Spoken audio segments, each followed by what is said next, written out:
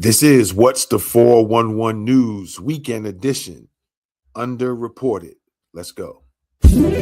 Welcome, Black, to What's the 411 News, where we bring you news observation, interpretation, and news commentary from an FBA and BGR perspective. Let's get it.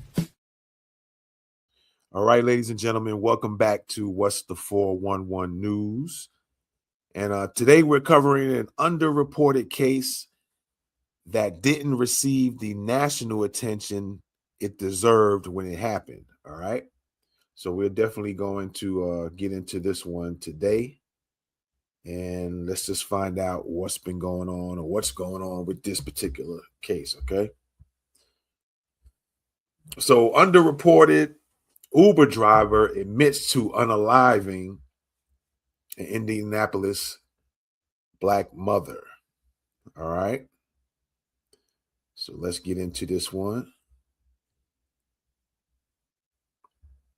Give me a second here. All right. So this incident happened in 2024. All right. The story occurred in 2024, but received limited to no national coverage. All right. Our review of the underreported case brought it back into focus. Okay. So a tragic end to a night out in early September 2024. 30-year-old Shantee Dixon, a beloved Black mother of two from Indianapolis, disappeared after finishing her shift at a local nightclub, according to police records and family accounts. Okay. It says that Dixon had requested an Uber ride home around 3:30 a.m., but never made it back to her Earhart Street residence with her children. Okay. The initial disappearance and investigation. When Dixon didn't return home, her family used her phone's last known location to contact authorities. A missing person report followed, prompting Indianapolis Metropolitan Police Department detectives to begin searching for clues. The community and Dixon's loved ones feared the worst as hours passed with no word from her. Before we go on, it's very important. I believe the family had access to, like, the telephone has like a GPS type of system. I don't know if it was an app or something to that effect. And so, ladies, I think it's important that maybe, even though you might feel like you want to be independent, I think you should try to utilize that particular app service. I think it's different types of apps that you can use, and Google might even have something. I don't even know if they charge for stuff like that, but even Google might have something for free where you can have someone track your movements. So if something, they're trying to get in contact with you and they're not able to, they can at least try to have some start off point on where to find you at. All right. I think that's very important and very key as well. Because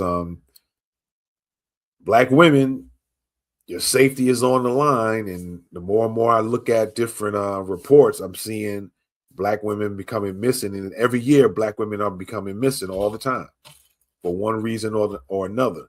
So you're going to have to start putting some safety practices, some security practices in place, man.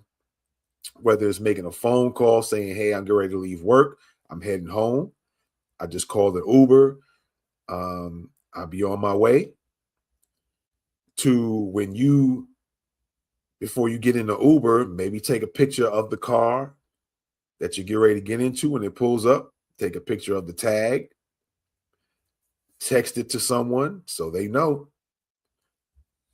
Okay, because too many of these incidents where Black women are disappearing is happening every year, constantly.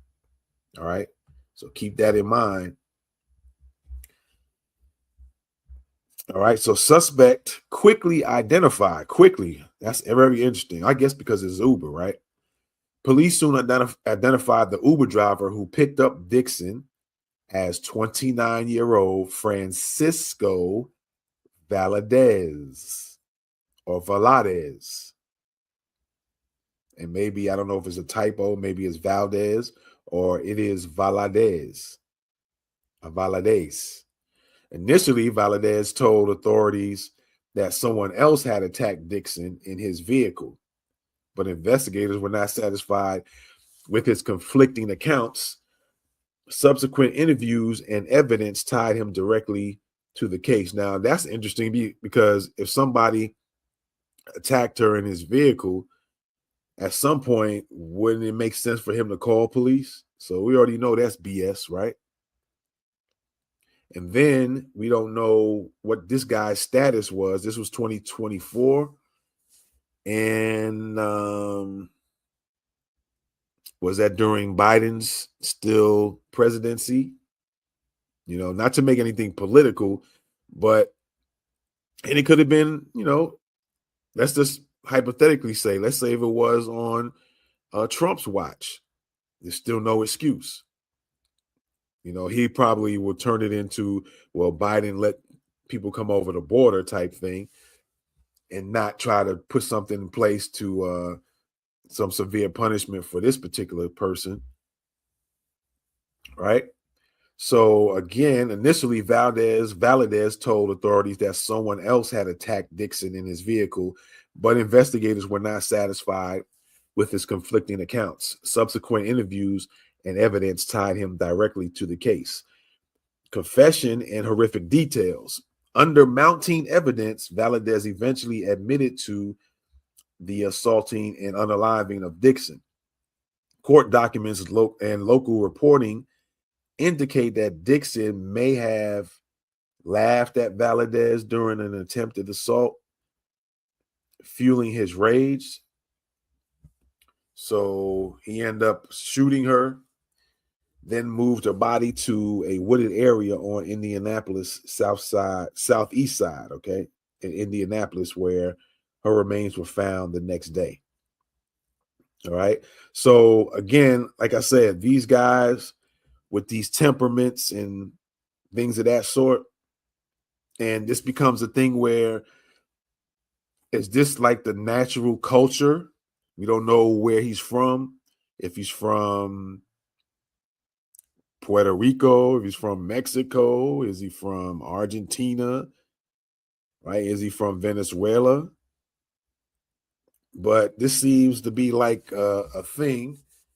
And the part of it about this guy may have supposedly, if Shanti laughed at him when he attempted to assault her, I don't know, what took place. I don't know if that was him trying to lighten things up for his end, to try to make it like this is the reason why I did it, because she laughed at me when I tried to assault her. Maybe she thought he was soft or something like that, or thought he was joking around. We don't know.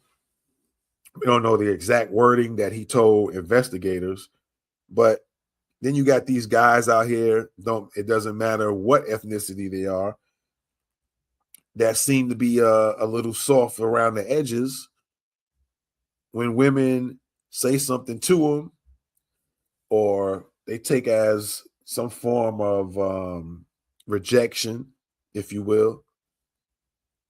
And their first thing is to fly off the handle and pretty much unalive a woman.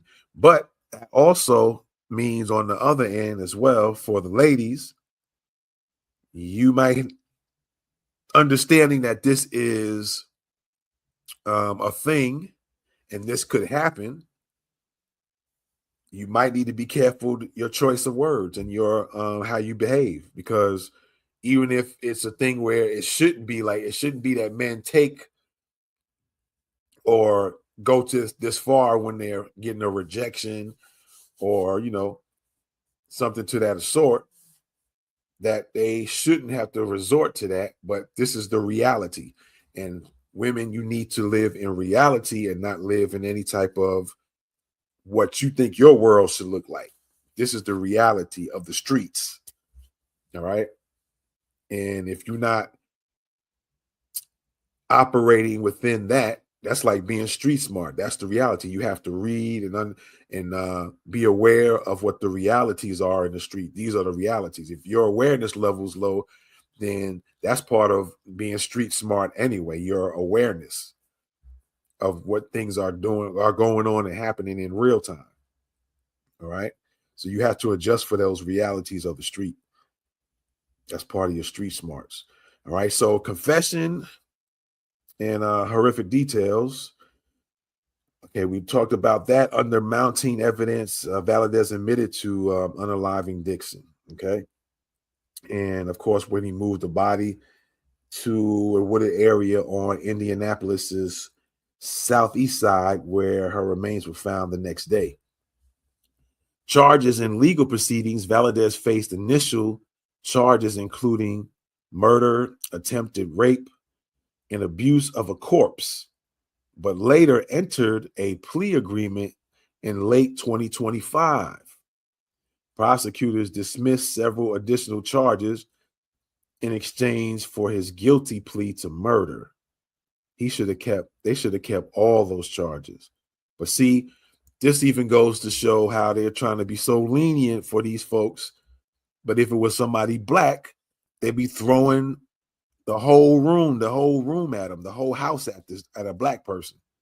See, this is what we're talking about. This is what Black Americans have to deal with. You working out all these charges and plea deals, exchanging guilty pleas for one charge.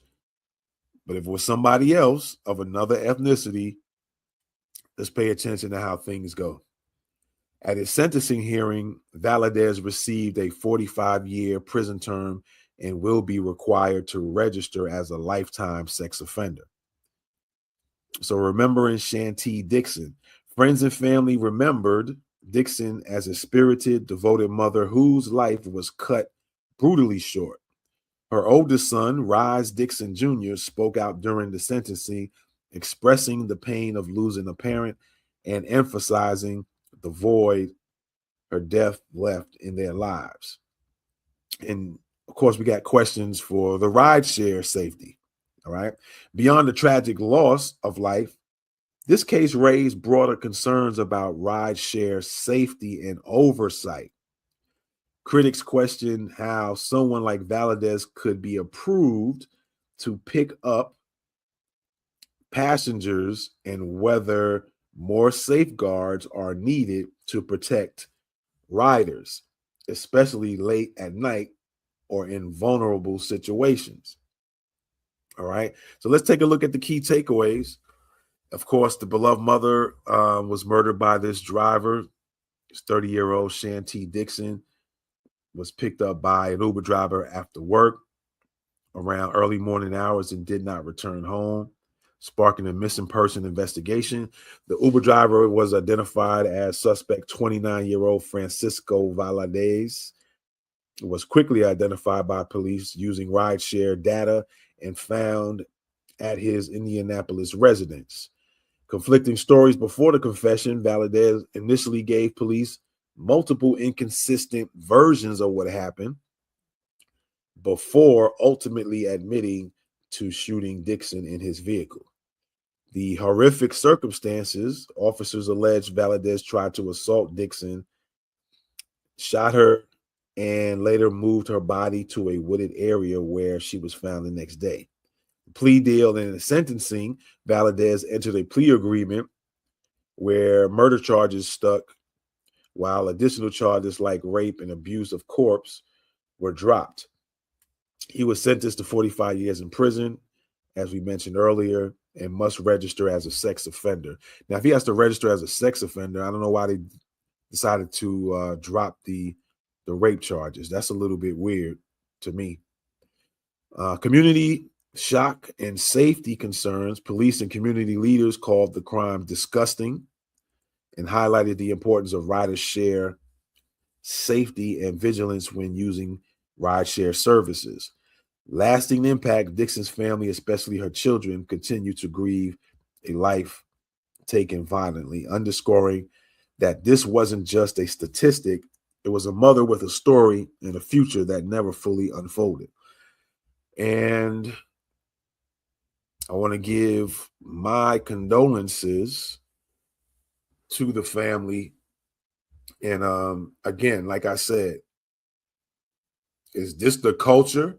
I raised this question some time ago, maybe a year or so ago, when the illegal aliens were coming across the borders, and all of a sudden, after a few months coming in and being transported to different cities, I raised this question that is this your culture as a whole for the Latin people? Is this your culture to do things like this? Because it's seeming to be that type. And then there were people coming on the news who were, I guess, legal Hispanic citizens, and they were kind of shunning a little bit the Hispanics that were illegal coming over, saying that that's not it, that's not all of their culture. Because I think what I said ended up getting to some people or making it through, and then there were some mainstream news channels where some of the Hispanic people were coming back saying like, hey, no, this is not our culture, we don't like them, and it's the same Hispanic people. So go figure that. Before we get out of here, let's take a look at I'm gonna see if I can find some information real quick, or I had some here. Let me see. Let me look up, because I was curious about this Francisco dude, his immigration status. So let me see here. It was saying that, hold on. The no credible source confirms Valadez was in the United States as an illegal immigrant, and there has been no public reporting that an immigration detainer or ICE involvement occurred. Local outlets described him as simply an Indianapolis resident, go figure, and an Uber driver. No verified evidence ties his background to undocumented status or a foreign country origin in the widely available public records about this case. All right.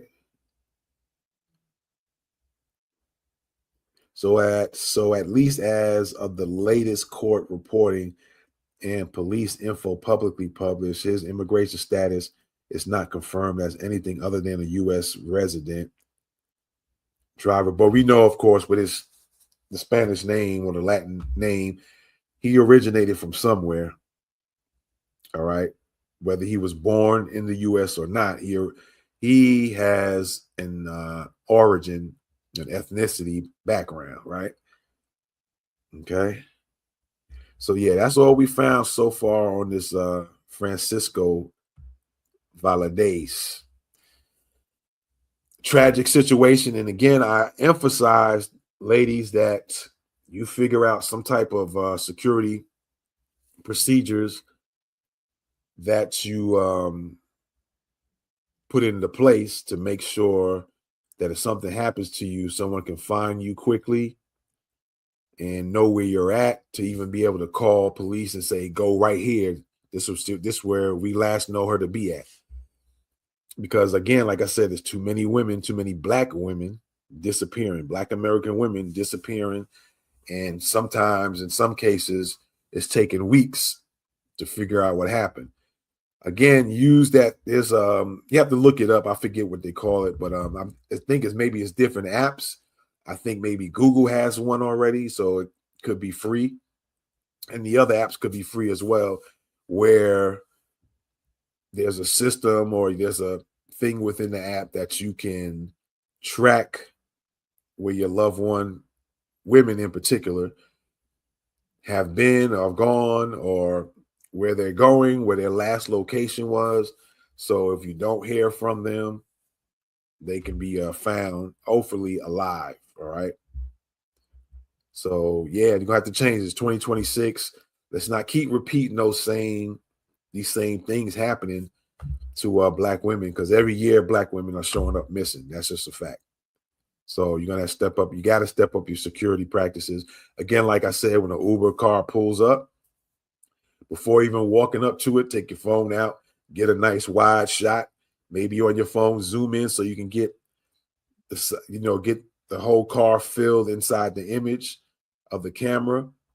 Take that picture before you go in. Walk behind. Take the tag, and even before you get in the car, text message that car and that tag to whoever it is you want to text it to. Let them, and maybe a little message say, hey, I'm leaving work right now, or I'm leaving such and such's house right now, and you're on your way. And whatever the distance is, if it's 30 minutes, it's 15, it's 10, also put that in the text. If you know you can identify what the driver looks like, Black, white, Hispanic, short hair, long hair, put that in the text too. The driver is a male, female, Black, white, Asian, Hispanic, right? Short hair, short black hair, if you could tell. Try to get all details. Or when you get in the car, look at the person and write the physical features as the details, and also send that out. So take your pictures of the car, the tag. If you can't see from outside, once you get inside, look at the person, male, female, Black, white, Asian, Hispanic, Russian, has a Russian accent, whatever, Hispanic accent, and any other details you could put in there, and then text that out. All right. You can't keep playing with this. So let us know what you think, ladies and gentlemen. We appreciate y'all. This is the weekend edition of What's the 411 News. We will see you again. Peace. Welcome, Black, to What's the 411 News, where we bring you news observation, interpretation, and news commentary from an FBA and BGR perspective. Let's get it.